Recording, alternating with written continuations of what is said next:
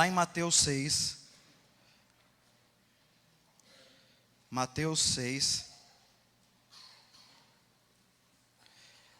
nós vamos ler a partir do versículo 25. Mateus 6, versículo 25.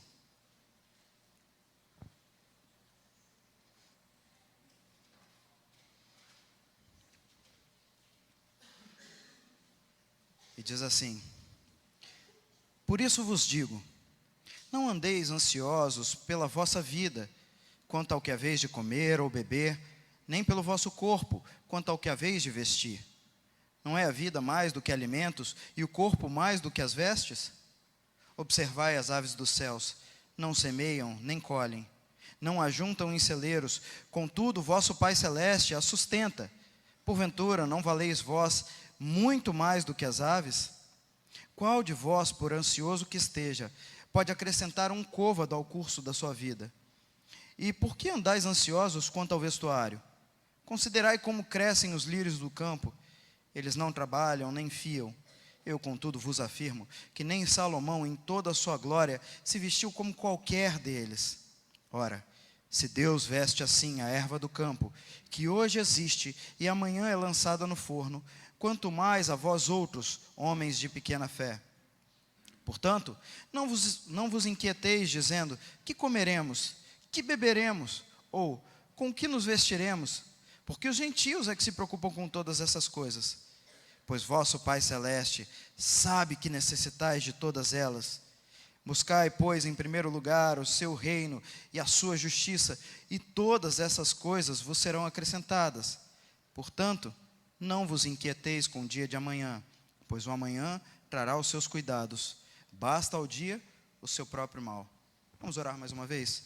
Senhor, nós lemos um trecho da sua palavra, é uma porção daquilo que o Senhor reservou para nós. Por isso, Pai, nós clamamos a Ti, que o Senhor fale conosco nessa noite.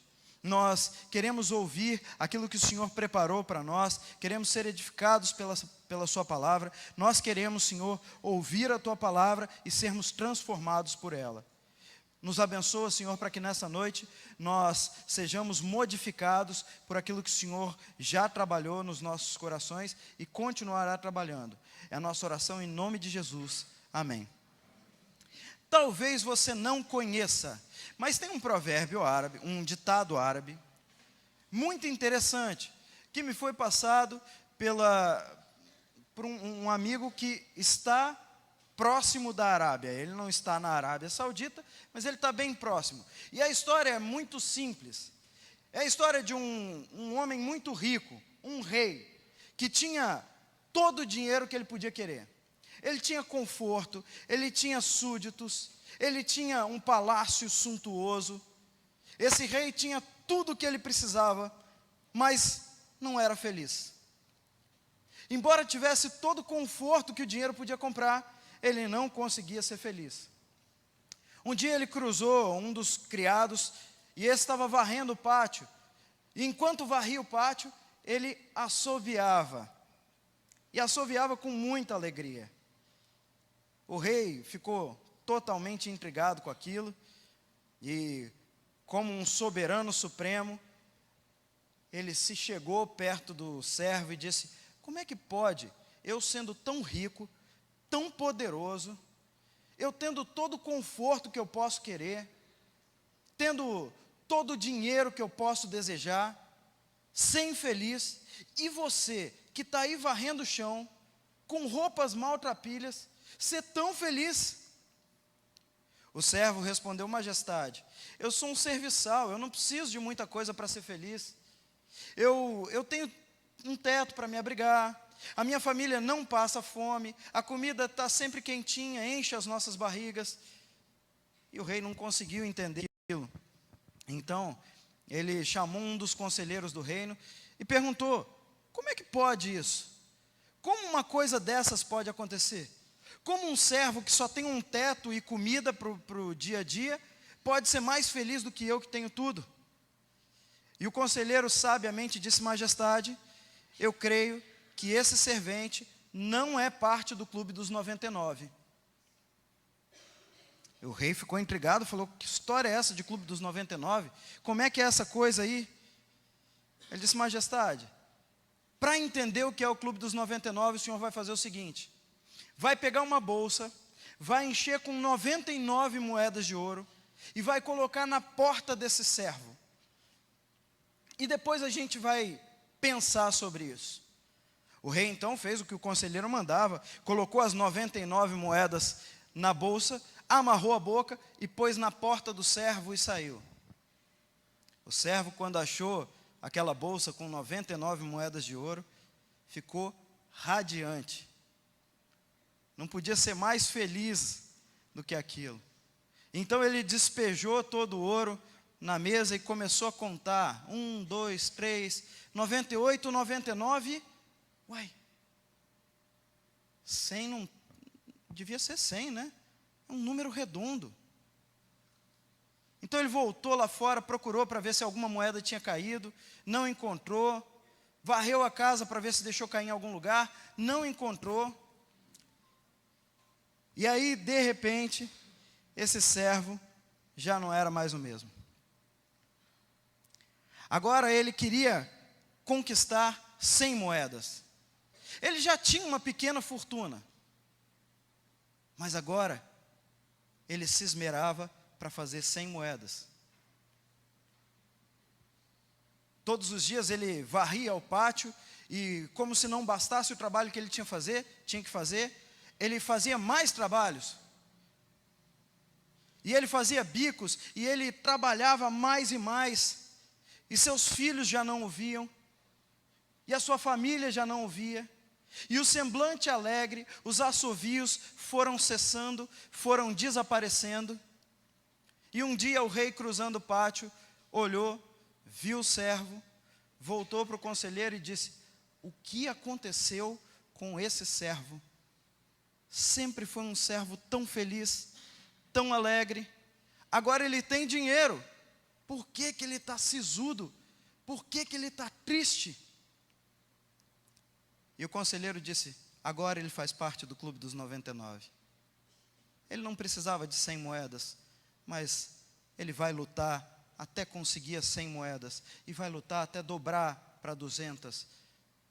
Mas ele não precisava disso. Ele está indo além do que ele precisava. Esse é o Clube dos 99. O rei então entendeu o que o servo dizia, o que o conselheiro dizia, e entendeu que as pessoas estão constantemente correndo atrás daquilo que elas não precisam, correndo atrás de preocupações que não fazem sentido, correndo atrás daquilo que é menor e se esquecendo daquilo que é maior. Jesus, quando nós lemos a carta, está dizendo para os seus discípulos: olha, vocês não precisam se preocupar nem com o que é a vez de comer, nem com o que é a vez de vestir. Essas preocupações não podem fazer parte de vocês. Porque se nós olharmos as aves dos céus, elas nem semeiam, nem cegam, mas todavia não lhes falta alimento. Vocês não devem se preocupar com o que vocês precisam vestir, porque se vocês olharem para os lírios dos campos, vão descobrir que mesmo não tecendo, eles se vestem melhor do que o rei Salomão.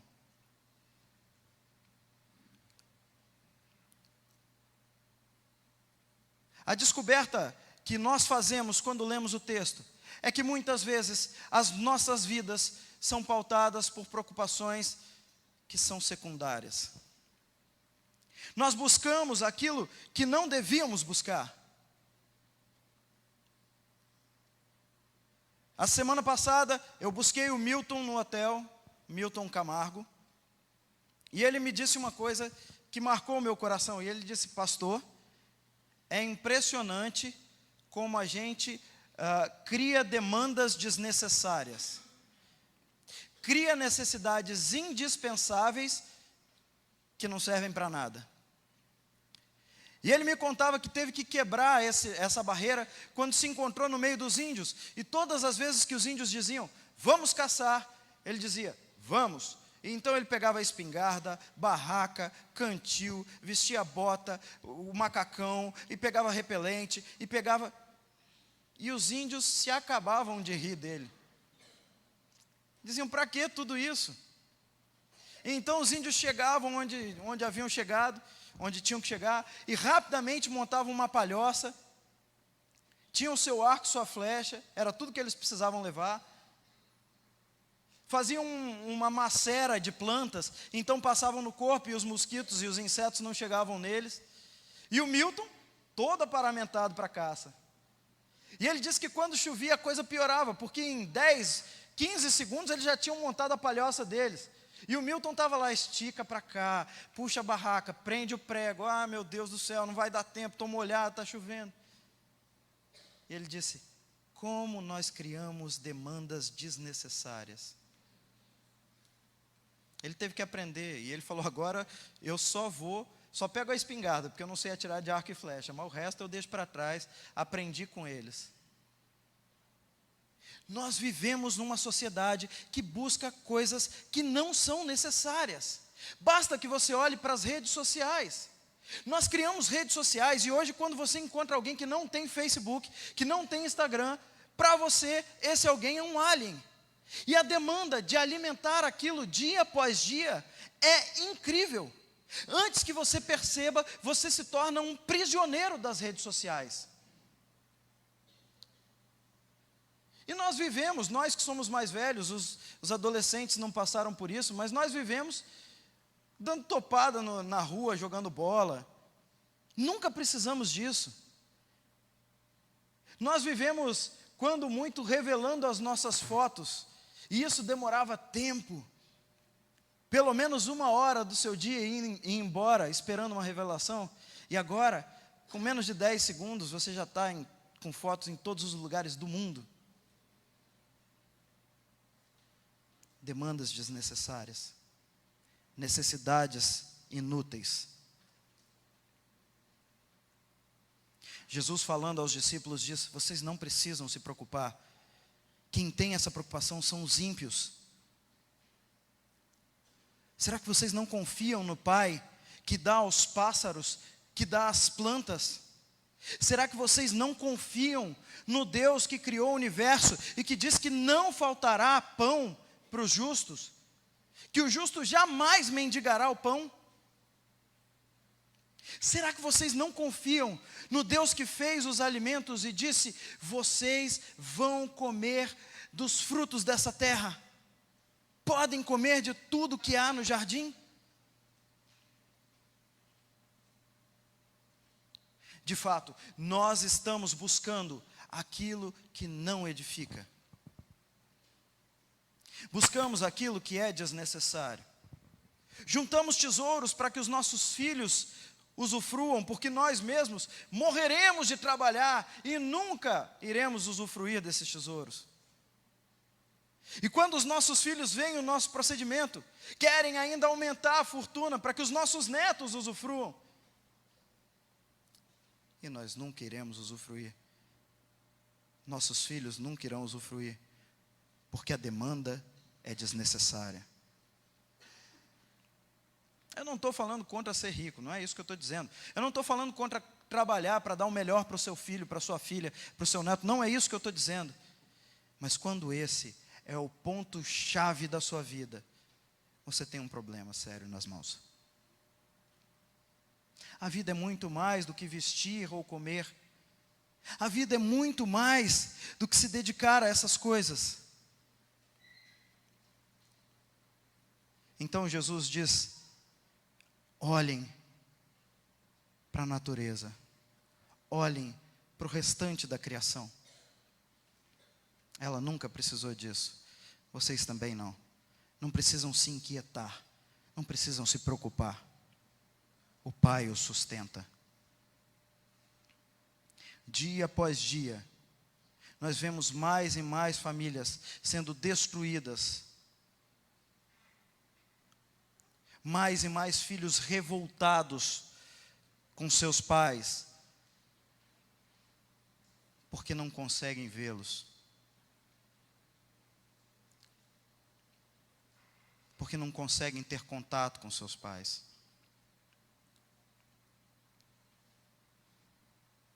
Tem uma coisa que eu falo há um bom tempo já, e eu tirei para a minha vida. Mas será que isso realmente é necessário? Se os filhos, ou se os discípulos são chamados para imitarem a Cristo, e eles mesmos dizem, como o apóstolo Paulo diz, sejam meus imitadores como eu sou de Cristo. Os nossos filhos especialmente deviam olhar para nós e dizer, o Cristo do meu pai é o Cristo que eu quero. Mas se eles não conseguem nos ver, se não tem contato conosco, se ao sair ele está dormindo e quando você volta ele já está dormindo novamente, a quem ele vai imitar? Um amigo me trouxe uma pesquisa e disse, foi comprovado cientificamente que os amigos influenciam muito mais do que os pais. Comprovado cientificamente que os amigos têm maior influência sobre a vida dos filhos do que os próprios pais. E se isso realmente é verdade, e eu creio que seja, porque a fonte é muito confiável,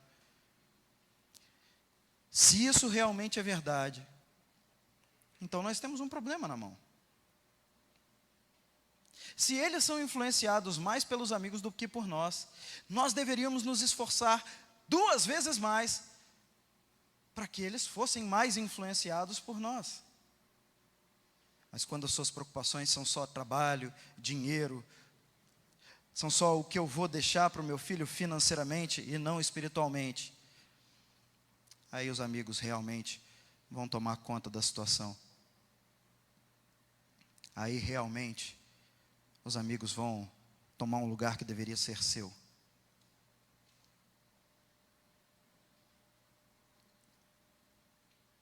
Nós estamos muito preocupados com tudo. A nossa sociedade se tornou uma sociedade de relacionamentos frágeis, finos, ou como diz o Zygmunt Bauman, líquidos, escorrem pelos dedos.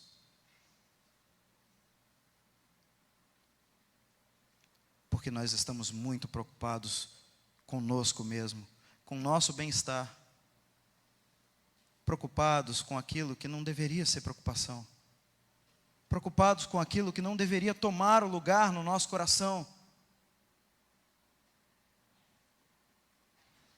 Onde está o seu coração? O que você coloca como prioridade no seu coração?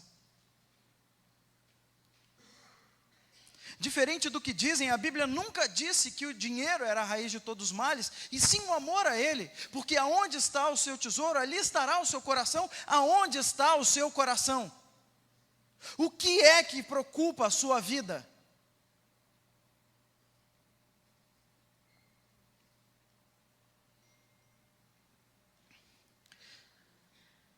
O próprio Cristo nos dá um conselho, e ele se encontra no versículo 34. Não se inquietem com o dia de amanhã. O amanhã vai trazer os seus cuidados. Basta cada dia o seu próprio mal. E nós nos preocupamos. Nós temos ocupações prévias. Basta cada dia o seu próprio mal. O amanhã trará suas respostas. Preocupe-se com aquilo que realmente importa. Não ajunte tesouros na terra, onde a traça corrói, onde a ferrugem corrói. Mas ajuntem tesouros no céu, onde o ladrão não rouba, a traça não corrói. Aonde está o seu coração? Cristo nos convida para termos um encontro real consigo. Todo o ministério de Jesus era pautado no relacionamento consigo mesmo. Todo o ministério de Jesus nos convidava para andarmos novamente com Ele, para confiarmos nele. Confiarmos a tal ponto de entregarmos nas mãos dele todas as nossas preocupações, todos os nossos medos, para lançarmos sobre ele todas as nossas insatisfações, todas as nossas ocupações. O convite continua sendo feito. Lancem sobre Ele todas as suas preocupações, porque Ele tem cuidado de vós. Não há motivo para temer. É tempo de buscar ao Senhor, de lançar sobre Ele os nossos medos, as nossas incertezas, as nossas inseguranças. É tempo de se voltar para Deus e dizer: Senhor, tudo que eu tenho é Teu. Eu abro mão de tudo e Te entrego, porque eu sei que o Senhor dá aos Seus amados enquanto dormem. Entrega as tuas preocupações ao Senhor. Entrega os teus caminhos ao Senhor. E o mais, Ele fará. Não há motivo para temer. Basta entregar. Que Ele nos ajude a abrirmos não só as nossas mãos, mas os nossos corações para Ele. E dizermos: Senhor, eu quero os tesouros do céu. Eu não quero as coisas que essa vida pode me dar somente, mas eu quero aquilo que ninguém pode me tomar jamais. As minhas preocupações são fazer com que o Seu nome seja conhecido na minha casa, na minha família, entre os meus amigos, ou até os confins da terra. Abra o seu coração para que Cristo faça morada, e assim os tesouros sejam ajuntados não aqui, mas para a eternidade. Vamos orar?